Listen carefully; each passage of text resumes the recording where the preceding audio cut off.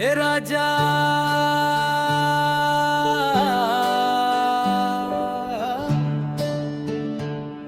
अब की होली खास बा,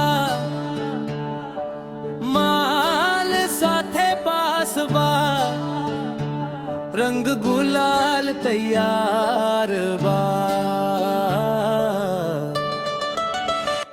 होली खेलब माल के हाथ से,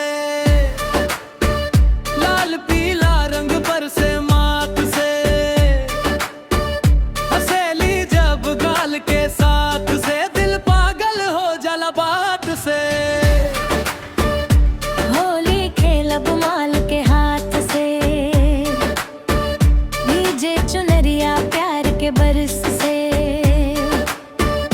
आज ना दूरी आज ना फास से, रंग उड़ेला सीधा सांस से।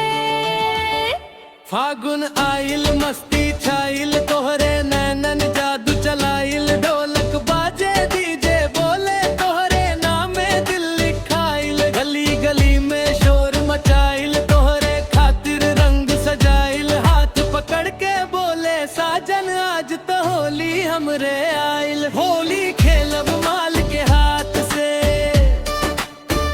रंग बरसे सीधे जज्बात से, आज मना ले बुग दिन रात से, इश्क लिखाइल हर बात से।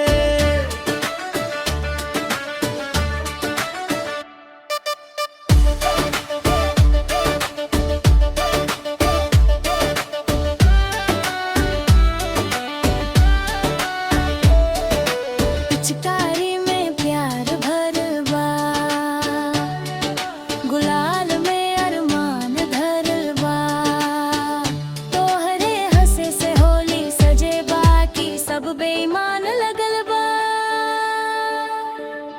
छत से नीचे नीचे से छत, तोहरे रंग में डूबल जगत आज